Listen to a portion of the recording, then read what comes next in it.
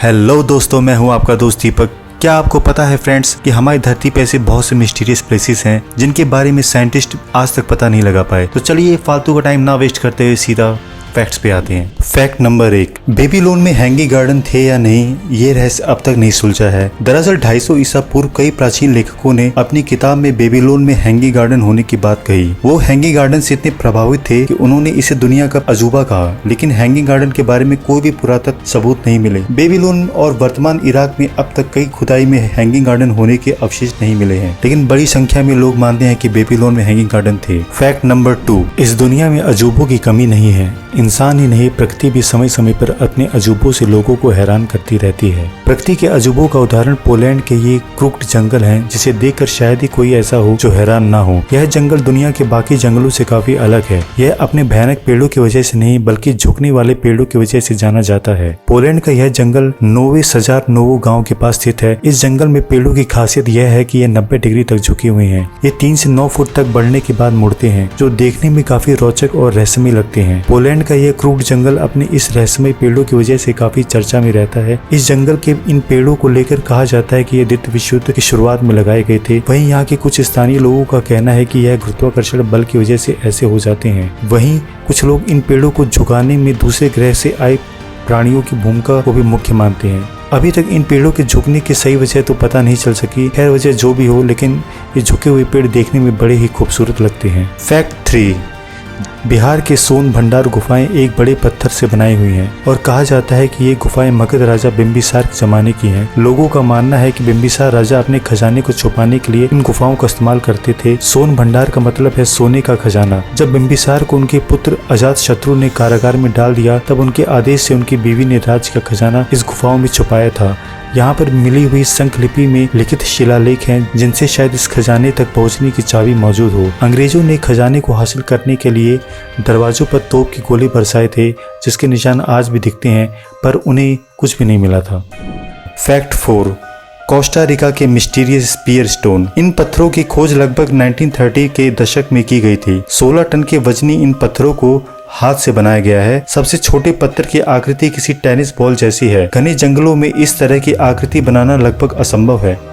इन पत्थरों को किसने बनाया, क्यों बनाया, यह आज तक रहस्य है। फैक्ट 5, इस तरह की आकृति दुनिया भर में कई अलग अलग जगह पर पाई गई। कुछ लोगों का कहना है कि यह एलियंस का काम हो सकता है, तो किसी को लगता है कि यह चक्रवात जैसी किसी प्राकृतिक आपदा की वजह से बनी है। लेकिन इतनी सुंदर आकृति को किसने बनाया, यह रहस्य बरकरार है। कई लोग इसे एलियंस कॉन्स्पिरेसी से भी जोड़ते हैं।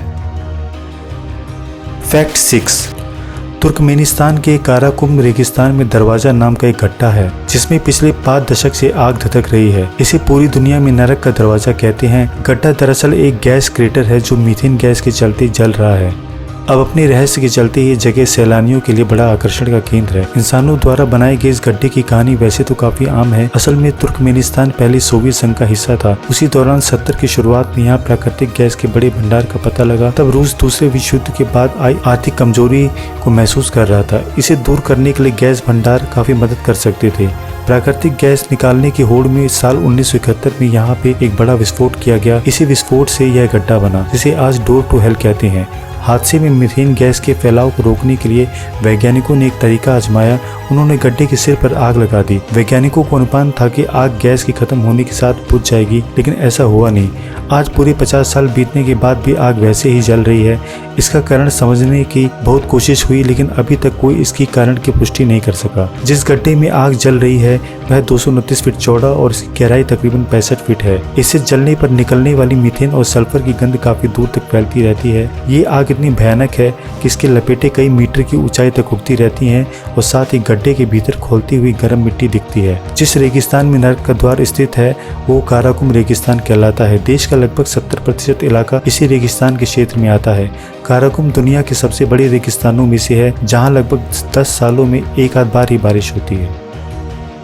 फैक्ट 7, लॉक नेस दानव एक पानी में रहने वाला दानव है, जिसकी केवल दंत कथाओं में पुष्टि की गई है। आज तक इसके दिखने की केवल कहानियां ही पाई गई हैं, पर कोई पुख्ता सबूत नहीं मिला। इस दानव की स्कॉटलैंड के लॉक नेस इलाके में निवास करने की कहानियां मिलती हैं। इसका एकमात्र चित्र सर्जन्स फोटोग्राफ है जिसे 1934 में खींचा गया था। इस दानव को लेकर काफी शोध कार्य हुए, परंतु आज तक इसकी असली होने की साफ पुष्टि नहीं की गई है।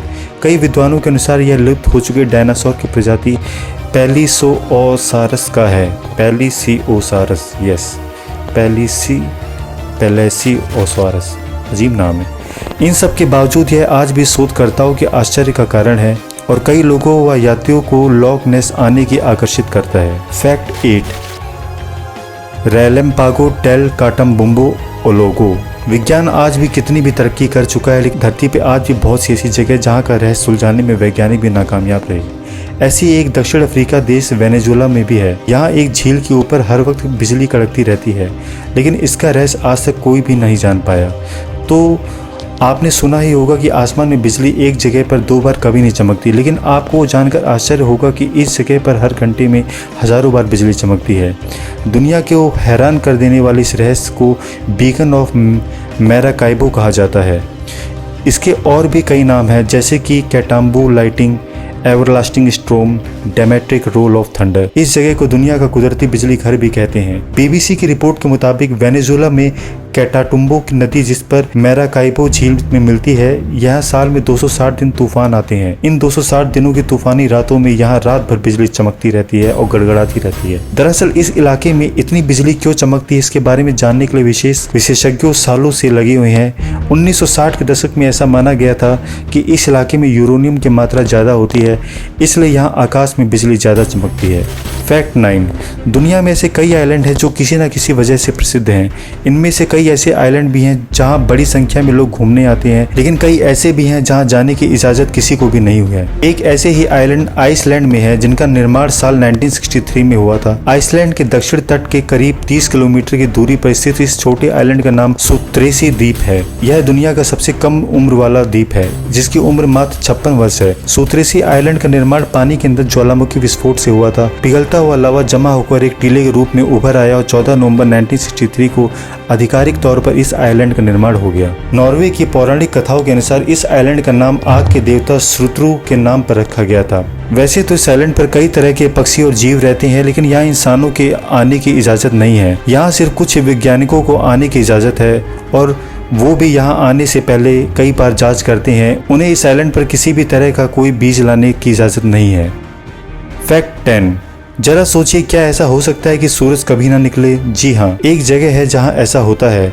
स्वालबार्ड आर्टिक ओशियन के आइलैंड में नॉर्वे द्वीप समूह पर ऐसा होता है, जहां पर 20 अप्रैल से 23 अगस्त तक सूरज अस्त ही नहीं होता। ये अजूबा आप रात हो या दिन कभी भी देख सकते हैं। वैसे जिन लोगों को रात में सोने में दिक्कत है, वो ऐसी जगह पे जा सकते हैं, क्योंकि वहाँ पे उन्हें रात मिलेगी नहीं और वो पूरा दिन केवल सूरज की रोशनी का ही मजा ले सकती हैं। तो दोस्तों, मिस्टीरियस साइंस का आज का एपिसोड समाप्त करते हैं। अगर आपको वीडियो अच्छी लगी है तो प्लीज इसे लाइक करें एंड चैनल को सब्सक्राइब करना ना भूलें। यार, आप लोग वीडियो देखते हो लेकिन चैनल सब्सक्राइब नहीं करते। अगर आप चैनल सब्सक्राइब करोगे तो इससे हमें मोटिवेशन मिलेगा। तो दोस्तों ठीक है, आप लाल बटन को दबाइए। तब तक के लिए जय हिंद।